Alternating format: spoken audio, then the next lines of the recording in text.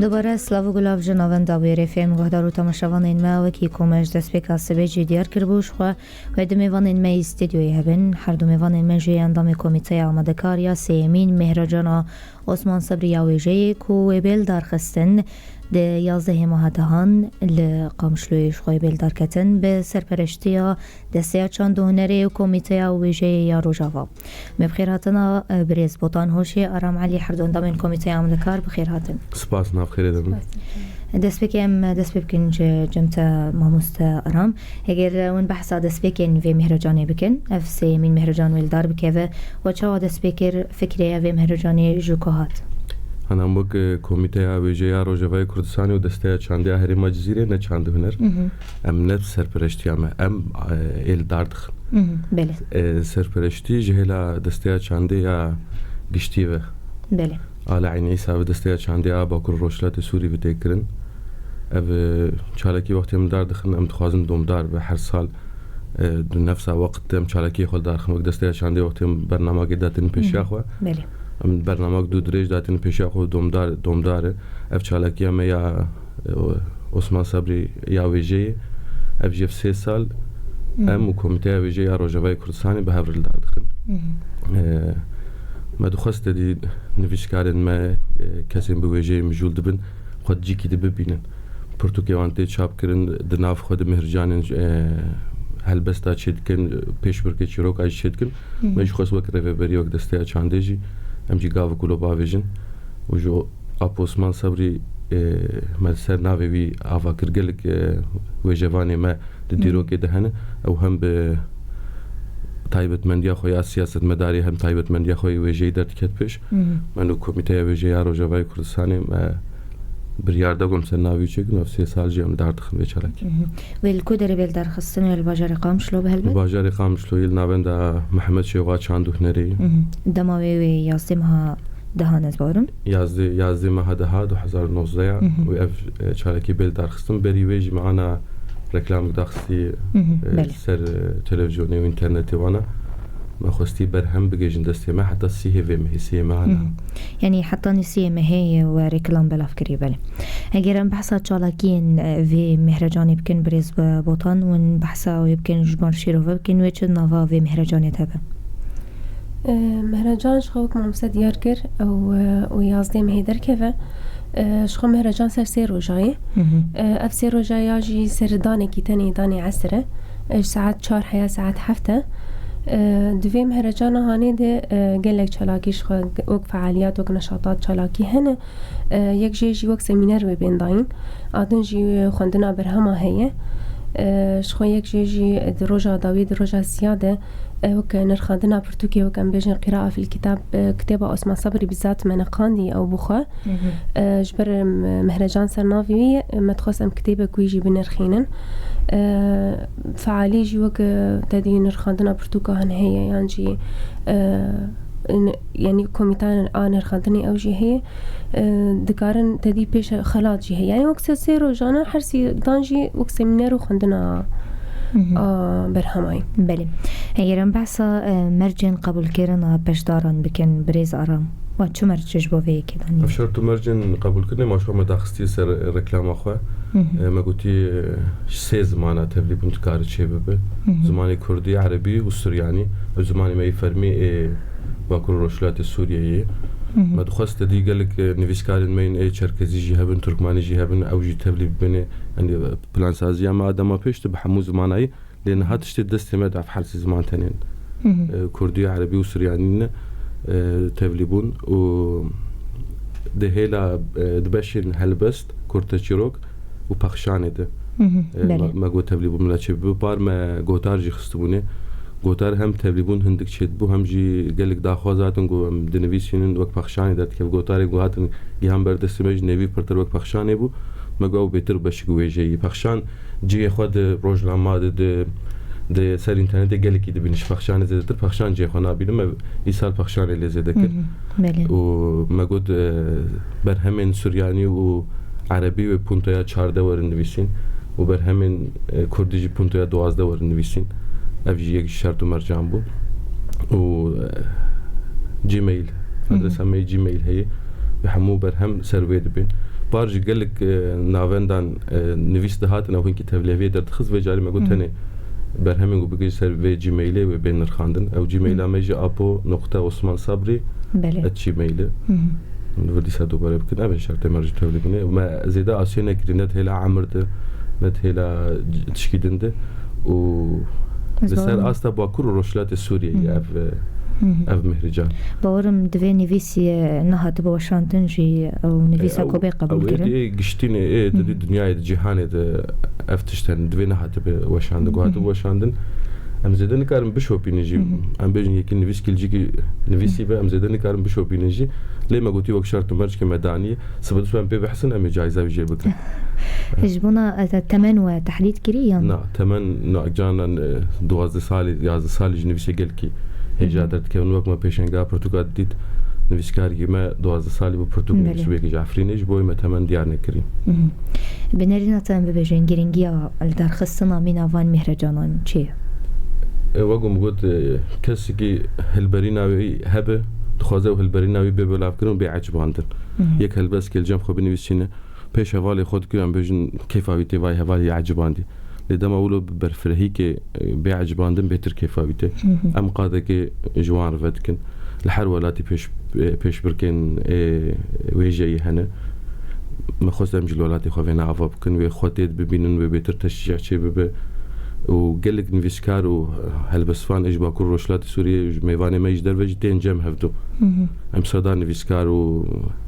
هنرمند تنجم هفدو چالاکی ولده او نافخد نقاش کن تشتی نو درد خل هفدو گو درد کن اسلوب نو درد كيف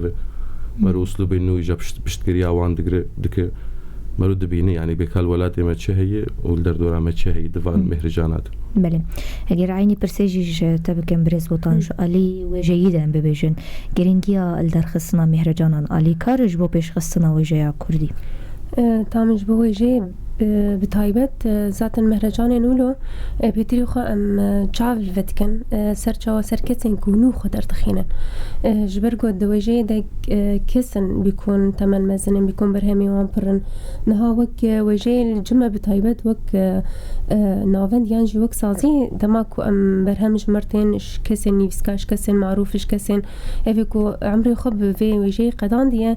مهرجان نولو دما دارت كيف براستي ام چاوي مسر كسني فتبنگو كارمن نو اجبر بيتري خو د مسابقات د مهرجان ده كسن نوجان يانجي كسن جوان هنا كسن كو خود بيني ايدي نيفيسه ك نو درخينه جمره گلكي گرين ك وك اصلا ويجي اجبر ام بينن تشتكي نو درك فسر هولي اجويجي رجليكي باشا يعني ايدي ام دخازن ويجا بلبيش كف باسلوب نه تم حرجار ويجا خل بيج دخينه اف مهرجان جي براسي اف 3 سال شيدبه ام بالا خبت نيكو انه هر بيتري خو جوان تفلي مهرجان نقولو دبه افجي تشتكي باشش بوجه ادي اسلوب انه درت كيفن فكر انه درت كيفن وقت جيروك وهلبس تشتن انه درت كيفن شوي جيره قلقي باشا وند بينن برامبريم ببجن 3 سال تيل درخستن وينغهانا اربانجا خو ببجن وك قاندنا ارمانجا كي بتام بخا ناغهنه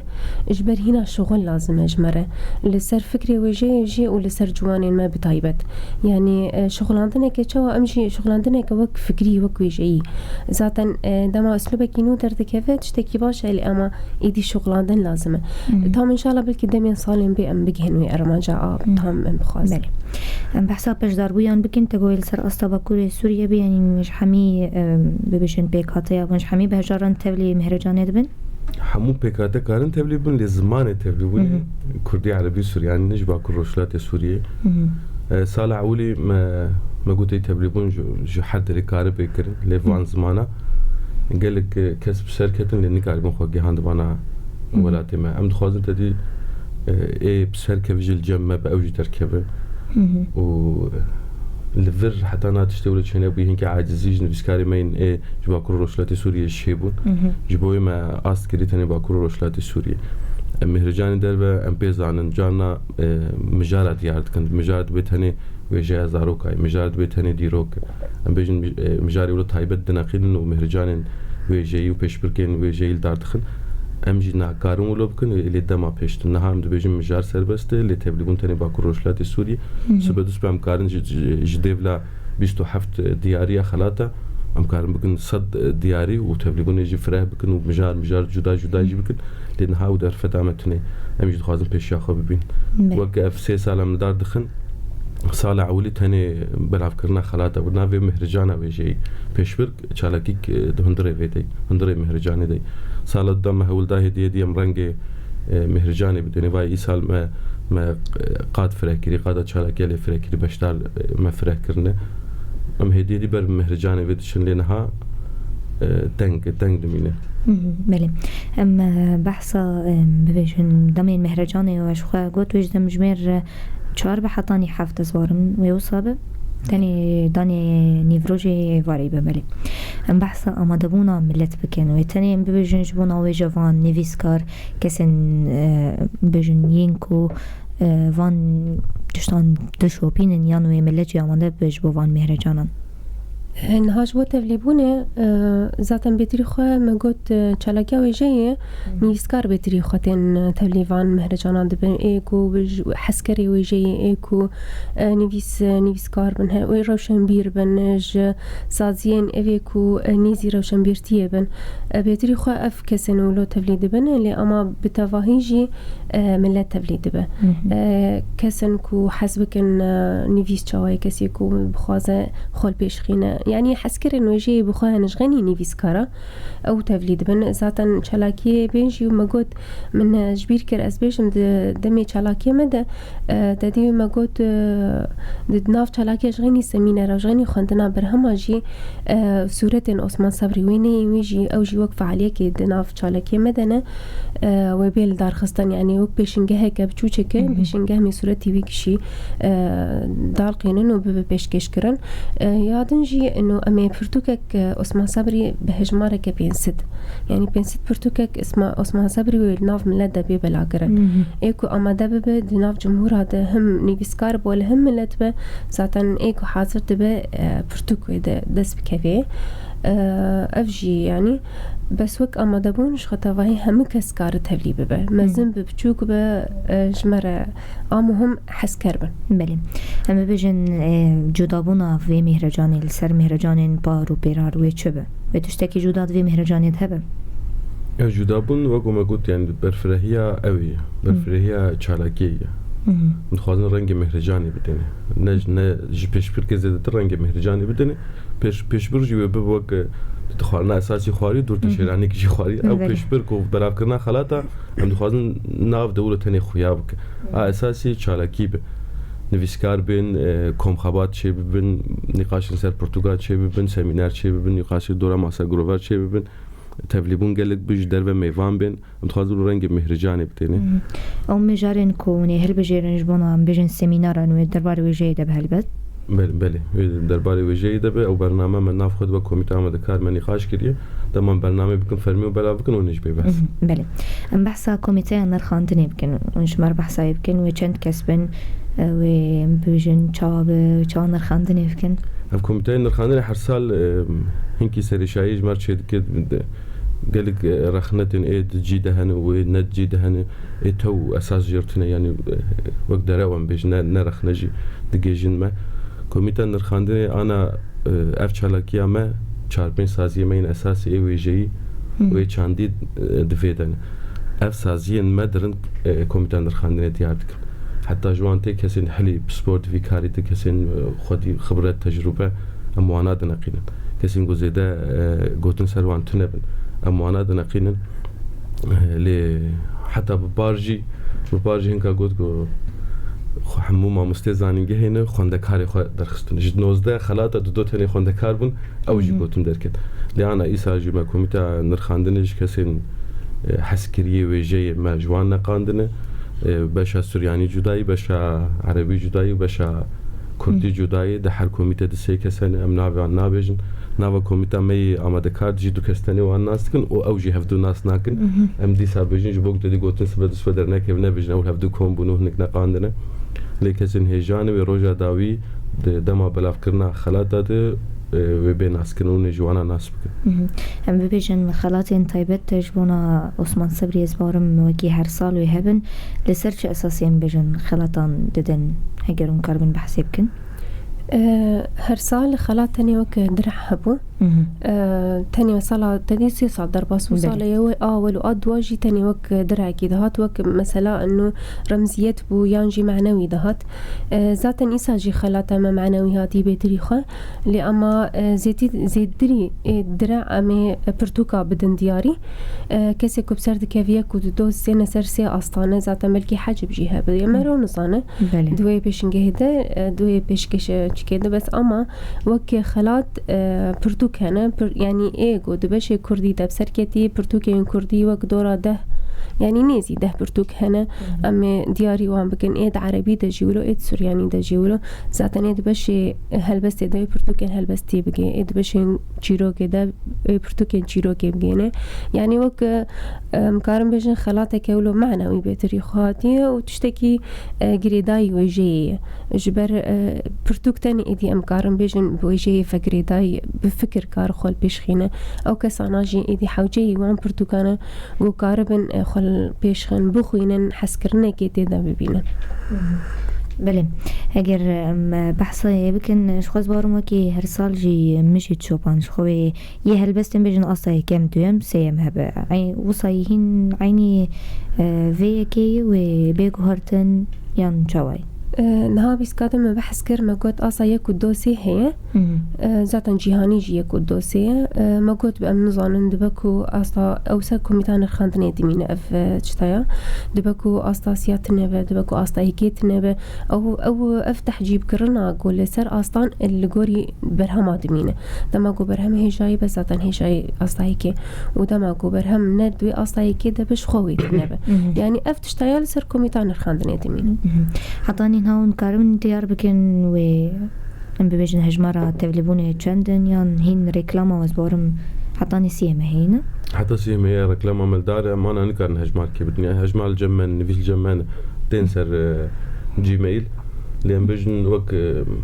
هريما من بچه چدكن همه درن دسته خوی چانده یا کمیته خوی ویژه جو کومیج مردشین هجمار انا نویسن آماده ام نکارم بیجن اگه هن بردستی مجم بیجن تدی وقت بیج قی هجمار تانی اف جبوی ام نابیجن او هر سال هما دو جاری الخوازیده دکه تبلیبون سال اولی و سال دو جاری الخوازیده کربو بلاو ده بیتر تشیح چی به ایساجی ام باورن و گلک تبلیبون چی به ببيجن أفسي سال كون فان مهرجان الدرد خن طموحاتين وأكون دخوازن چل مهرجان زيادة بكن فهمنا كده أفسي سال من فان مهرجان الدرد خن ودخوازن چل فان مهرجان زيادة بكن ددمين بيشتن ببيجن يعني مهرجان جدا يا نابا في مهرجان لا مهرجان عثمان صبري ببيجن مهرجان عثمان صبري اف دو هل زانينجه هبوم خندكارين زانينجه هاتم ولو تجي خونا وانگرم خندكارن و هيلا وجه دجي خوپیش خند خوازم خوپیش خند گو امی سوکا نویسکارم بری بشکنم گو چه نبتولو بیجا 40 سال 50 سال دنویسین گو تهلا تجربه ده تهلا اسلوبه ده ام نکارم گو تنجوان بیجن لی تهلا گرامر ده شاشن گو مسوکا ام بشکنم گو میگل کی تبلیغ ببینه اب مهرجان فایده اولای تجربه بره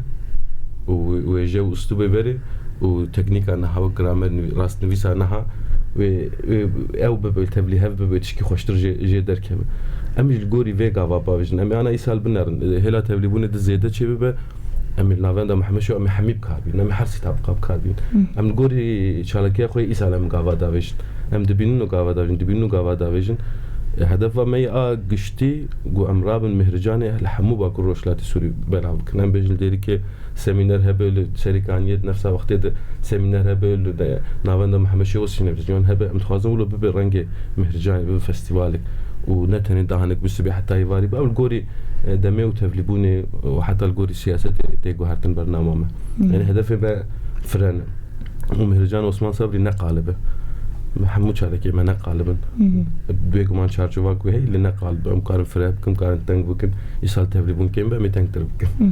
إن هونادن سالين بين بيجن برداربون جدر في رجع واجه بنج حرجر بيجي وقو موجود بشتار مقارن سراستا جهاني جي مهرجان عثمان صبري سراستا جهاني بزمان انجليزي بفرنسي بزمان جداي جهاني بقارن ولوجي بكن يعني اف فكري محن بله تداویت جی تخوازم گوتن یک داوی جواب بهیزن سپاسیال مده بونا وجید کن چمتا دستیب کن برز وطن تداویت اون تخوازم ببیجد شبونا پشدار بونه شبونا مهرجانه داوید استند خواستم بيجم إنه أف مهرجان عثمان صبري نتنج نيفيس قراره يعني إيكو بريت نيفيساندن أم دخواستن چه هر کسی کو خود نویسید ببینه هر کسی کو بخوازه خل پیش خین يعني کسی کو بخوازه ایدی فعلا بگه ارمانجا که نویسه تفلی ببه ذاتن اف مهرجانش بوانه اف مهرجانش بو که ام کاربن اف کسی نولو ناس بکن ام کاربن ایدی وام بکشینن بالی خوده فجوانین مپرن وک ما مسته آرام گوت طلابي مني زانجهي برا كسين كو خارجينا إيه بار إن إيصالجي